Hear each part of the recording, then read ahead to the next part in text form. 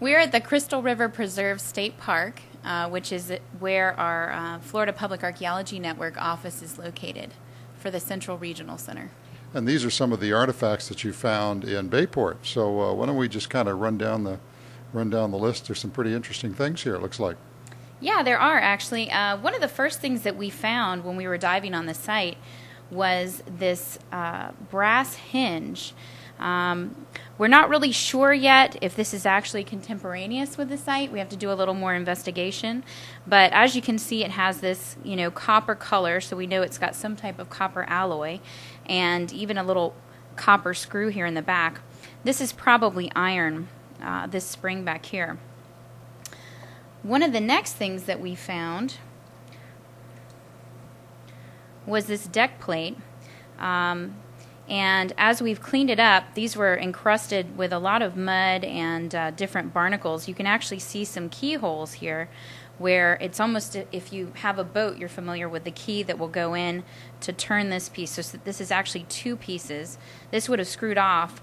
This piece would have been screwed into the deck. And this could have been an opening for any type of holding tank, like for fresh water or something like that.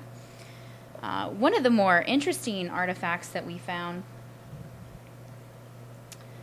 was this copper alloy hinge, and we were really perplexed when we found this because if you notice, it has ceramic inside. And so we brought it back to the lab and we did a little bit of research, and we realized that this is actually part of a sink that would have been in an officer's cabin. And basically this bottom part would have been secured to a bulkhead on the side of the cabin, and then it would have had a sink that they could fold down, put some water in it, wash their face, and then fold it back up to save room. Something they would have done on the ship. We also found some ceramic pieces that were associated with that, and we're still not really sure if these are actually part of the sink or if it's part of a holding container of some sort. If you notice, it's got this kind of crackling effect on it. That's because it has a glaze on the outside, probably a salt glaze of some sort. And they would have glazed ceramics if it were to hold some type of liquid. That way it wouldn't, seep out of the porous ceramic. So we've got some pieces of that. We also found some smaller pieces of burnt glass and some cracked glass, a little bit of blue glass that we're doing a little research to see what could have been held in the blue glass containers. We also found some braided wire, smaller pieces of braided wire, which could have been part of the rigging, because we know it had at least one mast, most likely two, but the historical documents only record them seeing one.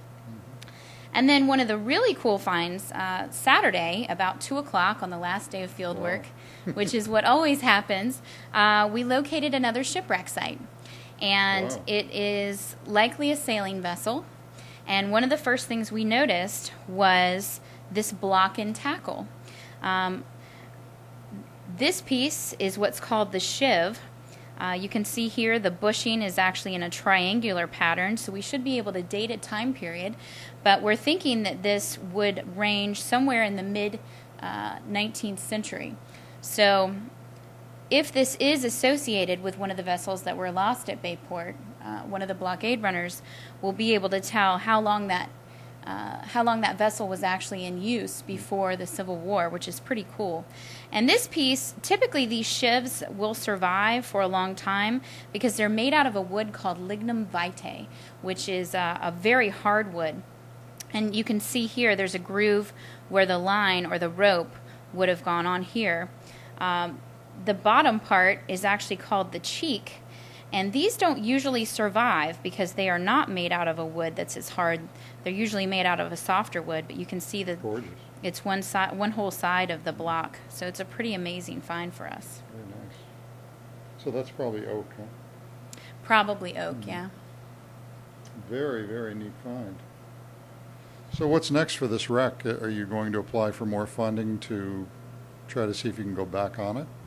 Yeah, I mean, originally we went out to this, what we think is the steamer site, just to try to answer some initial questions. As far as date range and whether it could actually be that site. We're pretty sure that it is, and we're going to see what happens, but we're going to probably seek some more funding to go back out there. We are going to go out in the next couple of weeks and document the other vessel that we just found where this block and tackle came from, because we're very concerned about its where it's located, because it's very close to Bayport Park, and it's an area that's readily accessible.